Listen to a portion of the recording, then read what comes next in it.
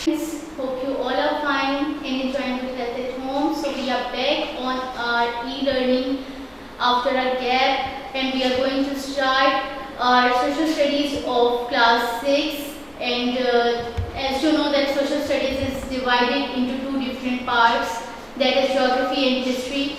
So we will first discuss about the geography. What is geography? Geography is the study of the It is the study of the physical features of the Earth and its atmosphere and of human activity as it affects and is affected by these, including the distribution of population and resources and political and economic activities.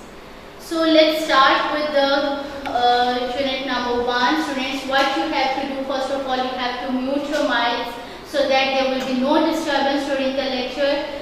Secondly, you have to mark the attendance in the chat box, and thirdly, you have to follow you have to make sure that you will write down your name in the ID.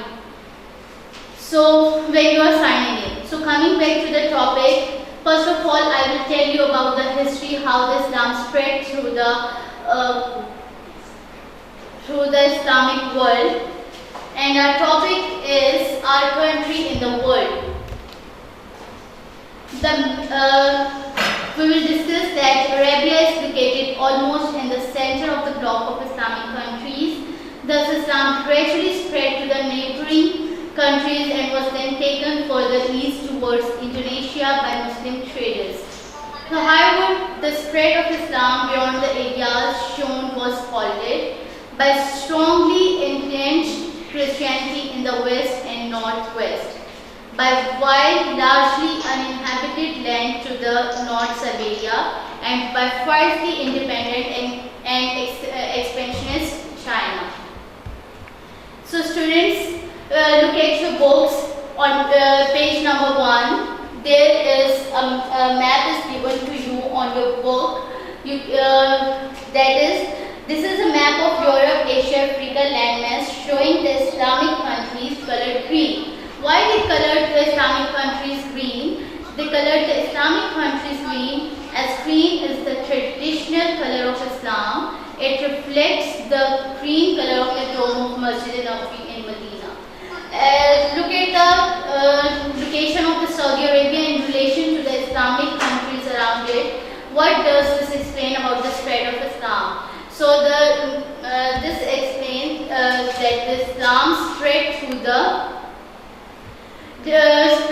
subcontinent. Throughout the history, the largely fertile subcontinent attracted people from the drier, less fertile Central Asia. A list of the main invaders is given later in the textbook. In your textbook we will discuss in the upcoming lectures. The majority poured in through the passes at Khyber and to a lesser extent. So the main countries of Asia are Pakistan, India, Bangladesh and Sri Lanka. Dear students, now see the map on page number 2. This map shows the subcontinent and its neighbors. These are the two maps given to you along with the information. आपको साथ-साथ इसकी information भी दी हुई है, जहाँ पे here are some interesting statistics about South Asia: Bangladesh, Bhutan, India, Maldives, Nepal, Pakistan and Sri Lanka. So यहाँ पे जो दो मैप आपको दिए हुए हैं, उसमें एक में जो है पाकिस्तान और उसके and its neighboring countries, and the other map consists of the South Asian countries. This map shows the subcontinent and its neighboring countries. The subcontinent is largely shut off from the rest of Asia. India और Pakistan subcontinent में आते हैं, and the subcontinent, why we call it a subcontinent? हम sub word को use करते हैं. Sub is a Latin word meaning a smaller part of or a lesser part. छोटा हिस्सा जो है, इसके लिए हम उसको word को use करते हैं. It is because it is a smaller part of the continent Asia. The whole world comprises of 7 continents. हमारे पास 7 continents है. As you all are familiar in the previous classes about the 7 continents, and the subcontinent is called because it is the smaller part of the continent of the Asia. Subcontinent thus means that this landmass is located between the Asian continents on the map, as you will be able to see in this globe. The Pakistan is located over here, and there is India next to it, and Saudi Arabia at this side, and Iran in the west of the Pakistan. So the Himalayas, mainly the Himalayas and the Karakoram ranges were originally in the bed of Tethys Sea. On the next page, on page number 3, there is a relief map of the subcontinent given to you. This is the relief map. What does the relief map shows you? The relief map shows usually by means of different colors the height of the land above sea level, and it also shows rivers, lakes and other geographical features. So there are different types of maps, political maps, physical maps, topographical, climatic maps, and in your book we will discuss about the relief map. The relief map, I am repeating that the relief map shows usually by means of different colors. आप इस map जब ये map draw किया होता है आपकी books पे भी आप देखें book पे different colors में इसको show किया हुआ है, और ये जो side पे this block shows different colors. ये जो different landmarks जो है इन्होंने colors में बताए हैं, land above the sea level, and their height above the sea level is shown in the different colors. You can see that the northern parts of the subcontinents are very high, up to almost 9,000 meters. Land below 300 meters is colored green. अब उन्होंने criteria भी बताया है कि किस colour में आपको मतलब शो किया हुआ है, इस colour green, and this is usually the most fertile area because there is plenty of water for crops. And next is deserts. As you know, the deserts were colored green because they are usually below 300 meters in height. Deserts को भी उन्होंने green color में इसलिए show किया हुआ है क्योंकि ये भी land है और and they are usually below 300 meters in height. But they have brown dots to show that they are of no use for farming. Most of the water in the northern parts of the subcontinent comes from the two great river systems, the Indus and the Ganges. The valley of the river Ganges is the most fertile part of India's subcontinent में जो गंगा जो दरिया है, and the valley of the river Ganges is and the land is low lying and there is plenty of water for irrigation. This is where most of the India's agriculture takes place, and the river Ganges enter the Bay of Bengal through a huge delta in which the rivers are changing their course all the time. और आपको पता है जैसे कि दरिया अपने रास्ते बदलते रहते हैं. So an indention or recess in the range of hills. Bay कहते हैं जहाँ से आपके mountain hills में ranges of the hills. So a huge delta, much of this delta is in Bangladesh. The low-lying countryside floods almost every year when storms hit the coast in late summer, destroying crops and killing people and animals. This is all about the relief map and the thing of the geographical features of the subcontinent. That the land was irrigated by the two main rivers, that is Indus and Ganges. The Deccan is the plateau. What is plateau? Look at the next page, page number 4. A map given to you. What is plateau? A plateau is a high land above the sea level. It is the high land above the sea level. Look at this map given to you on your book, and also on page number 5. These two maps. This shows Patwar Plateau, Salt Range, and then the Indus Valley, Hindu-Kush Karakoram ranges in the Pakistan. The Himalayas, so we will discuss. Highland above sea level, this is fairly dry part of the subcontinent with about 1500 millimeter of rain a year. It is very warm and generally not very fertile for farming. Shown below is a relief map of Pakistan. पहले आपको relief map दिखाया गया सब मतलब the whole world. ये हमारे पास इसमें different countries भी थे, Arabian Sea, the Gulf of Oman. And then on the next page, there is the relief map of the Pakistan only. So we will discuss that you can see the parts of the north are very high indeed. जो north side पे हैं वो बहुत ऊंचाई में हैं, and these are usually colored white in relief maps to show that for most of the year they are covered in snow. आपको पता है northern areas पे there is snow falling in during the most of part of the year. They are covered in snow. You can also see that large parts of the country are desert. In fact, only about 1/3 of Pakistan is suitable for farming, and most of that needs irrigation. Much of the north and west Pakistan consists of very high mountains. There are lower but very dry mountain ranges in the west and southwest in Balochistan. The western area of Pakistan is fairly highland which gets very little rainfall. It is of little use for crop farming. So people here often have herds of sheep, goat, and in the dry season have to travel long distances to find food for animals. और इसलिए उन्हें जब वहाँ पे crops नहीं होंगी, उन्हें एक जगह से दूसरी जगह move करना पड़ेगा ताकि वो अपने लिए food खुराक ढूंढ सकें, अपने जानवरों के लिए भी और अपने लिए। Next is these are the Himalayas in the east which merge into Karakoram and Hindu Kush. These are the mountain ranges in the west of Pakistan. The highest point is Mountain Everest in Nepal. It is 8,848 meters high and is actually growing several centimeters a year because the earth crust is still moving. So the most important agricultural areas of Pakistan are in the Indus Valley. More than 3/4, 3/4 हिस्सा जो है population Pakistan population of the country lives in the provinces of Punjab.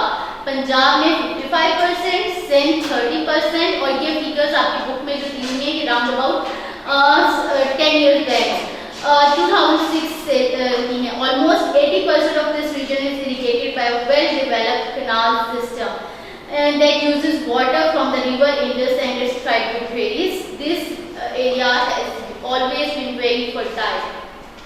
That means that this area is very good for farming. So the geographical terms we will discuss. There are some terms that you will read about in geography further, and then and these are the mountains, hills, plateau, plains, deserts, lakes, rivers, estuary, and delta. The most interesting fact is that there is no estuary in Pakistan. So starting with the mountains, what are the mountains? These are the highest lands. There is no fixed height at which a hill becomes a mountain, but mountains are usually above 2,000 to 3,000 meters above the sea level. सतह समंदर से 2,000 से 3,000 metre बुलंदी पे. Some mountains like the Himalayas or Karakorams are sharp or pointed. This means that in terms of geography, they are young mountains between 1.5 to 66 million years old. Older mountains have had their sharp points worn away by rain, frost, and wind.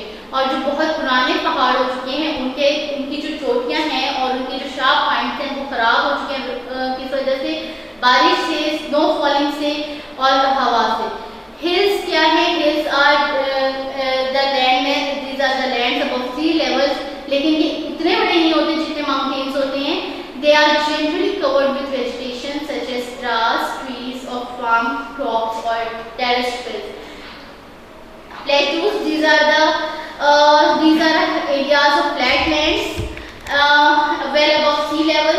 Some plateaus are fertile while others are poor land. It depends on their height, amount of rainfall.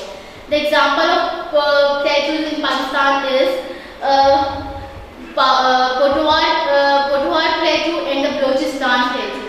Hills जो हैं पाकिस्तान में Waziristan hills, किरखार hills, then plains. Coming to the plains, मैदानी इलाके जो होते हैं, these are areas of flat land at lower level. Some are at sea levels or slightly higher. The plains are important. कुछ जो होते हैं वो सतह समंदर के बिल्कुल करीब होते हैं और या थोड़े से ऊंचाई पे होते हैं. The plains, ये मैदानी इलाके जो हैं, the plains are important as this is where the most farming take place. यहीं पे फसलें वगैरह जो हैं वो उगाई जाती हैं और पाकिस्तान में इसकी ताकत है इंडस प्लेन्स और the well of Peshawar. Coming to the deserts, these are areas where nothing or only tough plants. आपको पता है deserts सैराई इलाका, रेतले इलाके होते हैं, and then grow. There are hot deserts where the temperature is very high during the day, और रात में जो है वहाँ पे temperature जो है वो down हो जाता है. There is very little or no water, else the soil is too poor for anything to grow. There are also cold deserts called tundra. This is the name of a desert where the climate is too cold for vegetation. These can be found on high mountain tops or in polar regions. So the example of deserts, you know very well, are Haran, Thar, Cholistan. You all may be familiar with these places. And next is lakes. These are inland seas completely surrounded by lands. Lakes can have either fresh or salt water. So the example of the lakes is Sefal Muluk झील. Sefal Muluk आपके पास सबसे अच्छी example है lake की, और then is Manchar झील. मंचर झील is in Skardu, Pakistan. And then rivers. This is flowing or moving water. These can be tiny streams or mighty rivers, many kilometers wide. The water in rivers is fresh, पानी ताज़ा होता है, except for a short distance where they enter the sea. और फिर यही जो दरिया जो है इकट्ठे होकर समंदरों में गिरते हैं. Examples are river Indus, Gomal, Puram, and Swat. Then the last two is estuary and delta. Estuary, this is where important rivers widen as they enter the sea. Estuaries can make good harbors for ship. मतलब ये ground मतलब ये पहले जहाज़ों के लिए जो है ये अच्छी जो है make good harbors. So there is no estuary in Pakistan. Next is delta. Sometimes when a river enters the sea, it breaks into many small rivers or channels in a V shape. Look at this on your book. Estuary को भी मैंने explain किया हुआ. This is where important rivers widen. जैसे वो फैलते जाते हैं. और इसी तरह डेल्टा को भी उन्होंने एक्सप्लेन किया हुआ है. That is they divided into different channels, V shape channels. The land here can be fertile, can be very fertile. Surface जमीन हो सकती है, और फिर बिकॉज ऑफ द मट्टी की वजह से brought down by the river, but it is also very liable to flooding. लेकिन ये जो डेल्टा है ये उसके लिए फ्लडिंग के लिए भी है. River Indus forms a delta before falling into the Arabian sea. हमारे पास एग्जांपल क्या है डेल्टा की, कि रिवर इंडस जो है forms a delta before falling into the Arabian sea. So this is all about the topic, our country and the world. We discussed here in this. Let's have the review that we discussed about the geographical extent of Islam spreading through the subcontinent, importance of Pakistan's location and its geographical feature. We discussed the types of maps and the different maps given to you. First of all, the subcontinent map, then the relief map of Pakistan, then the colors showing the colors on this map, that which color represent, and third one is the physical feature of the subcontinents. Geographical terms that were used in this chapter was mountains, hills, plateau, plains, deserts, lakes, rivers, estuary, and delta. So coming to your homework is learn and solve the exercise of chapter number 1, and then you have to make a model of map of Pakistan. This is all about today's lecture.